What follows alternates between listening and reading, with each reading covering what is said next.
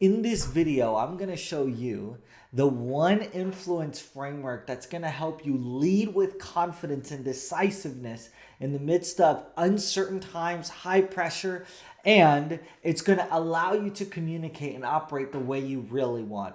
And if you don't learn this framework, this one simple framework, you're not going to have the influence you really want as a leader. Hey, my name is Christian Santiago, peak performance coach for visionary leaders and entrepreneurs.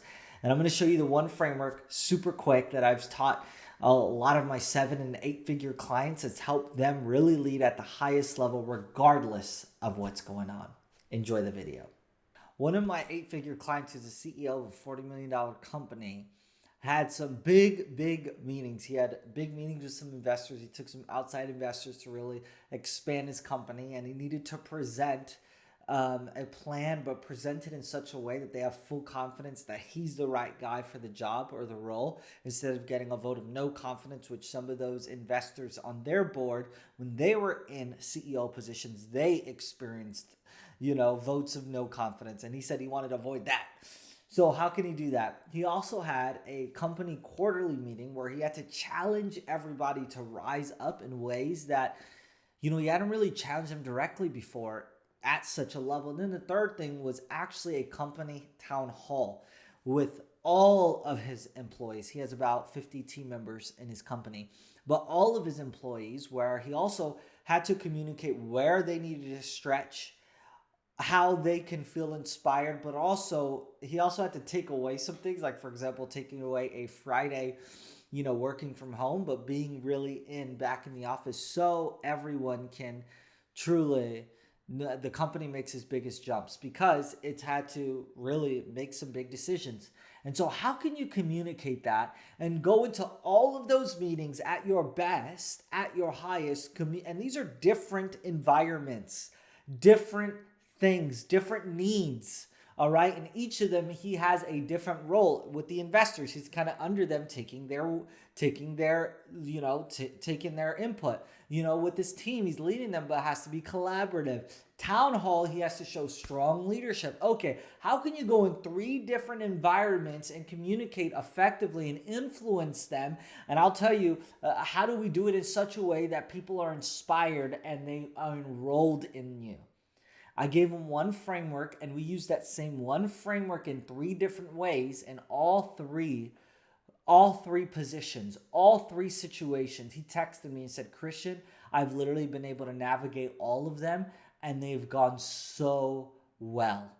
And it's all because of one framework. And it's so simple. You're going to be like, what? That's really it? Yes. Because sometimes the most power-packed things are in the areas of simplicity. And it's what I call the 2 words and 2 feelings framework. Okay, the 2 words and 2 feelings framework. Now, how do you actually activate? Okay, so most of the time when it comes to influence, you have to decide, okay, how do I want them to perceive me? And usually when we're deciding on influence is best served when it's in their world, not yours, okay? Not how do I want to come across? No. How, with the way they operate, the way they think, the way they are, do I want them to perceive me? Okay? So what are the 2 words I want them to perceive me? And when you define those 2 words in different settings, you can then shape yourself to become that, or step into that to become that. Then the second thing that you do is, okay, what are the 2 feelings I want them to feel at the end? Like when we're wrapped up, like if I'm meeting with a client, okay, what are the 2 feelings I want them to feel at the end once they hit click done?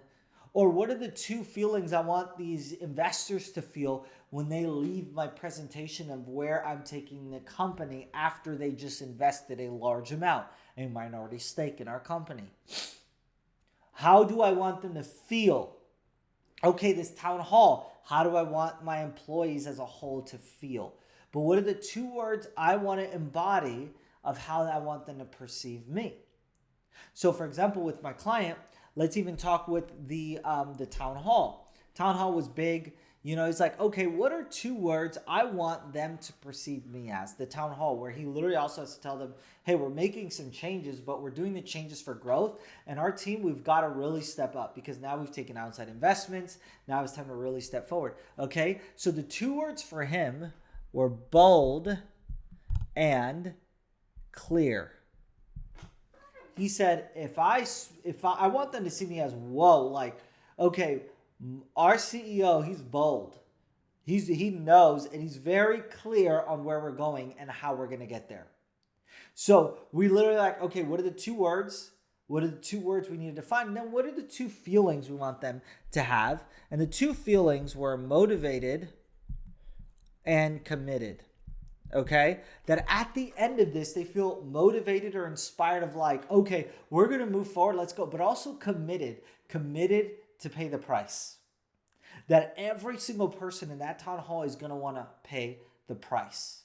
That they're going to want to really move forward, no matter what it takes, from the most entry level position to the executive team. We're committed to pay the price. And then what we did was, okay, now what are the communications we need to do to show that we're bold and clear, to make sure that we operate as bold and clear, and that they feel motivated and committed. And so one of the things we did was we reframed everything into an opportunity. I want them to see that we're making bold moves and we know how to get there.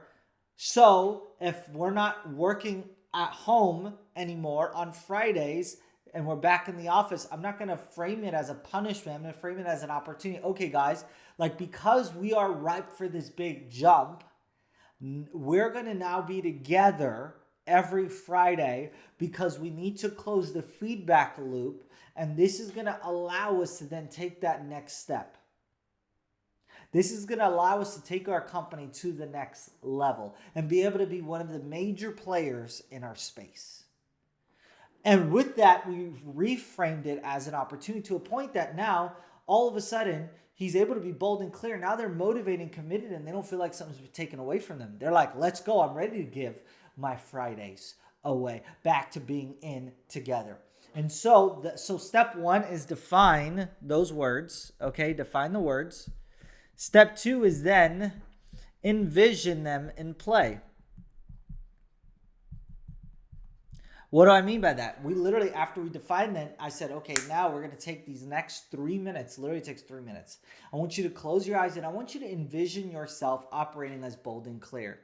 See everything from what you're communicating to how you're communicating to even how your body posture is and how you're walking and how every single part of you, are you decisive? Are you indecisive? Because if you're bold, what are you? He's like decisive, and he was able to envision that and he was able to visualize. And then I want you to see their faces, the people's faces, your company, your team. See them all of a sudden catching the fire that's in your eyes onto them. And now see how they're going to walk out, how they will walk out compared to how they walked in. So that way they're motivated and committed. And I want you to see them going to their desk after your town hall and actually see them feel motivated and committed, more focused for the next 2 hours than they normally would have been. I want you to see that and feel that. Get integrated. All of a sudden, he's like, I'm ready to go for this town hall. He's like, Christian, I got to hang up right now. I'm ready to jump in and speak. And then he texted me and said, it was incredible. This is what we did with his investors. Okay? The first word was confident. And then the second word was decisive. So it was confident and decisive. But then the 2 words he wanted them to feel was confident, in terms of they're confident that they made the right decision in investing in this company. And then number 2 is that they feel clear. He wanted them to feel clear, because ultimately with investors, they want to feel clear that their ROI is going to come back as a return and they can see that path. Because if you're not clear, then they know their money's in trouble. And so he's like, okay, I wanted them to feel those 2 emotions. He stepped into that. He texted me, said, Christian, it was the most congruent I've ever been in a while. So it's the same with you.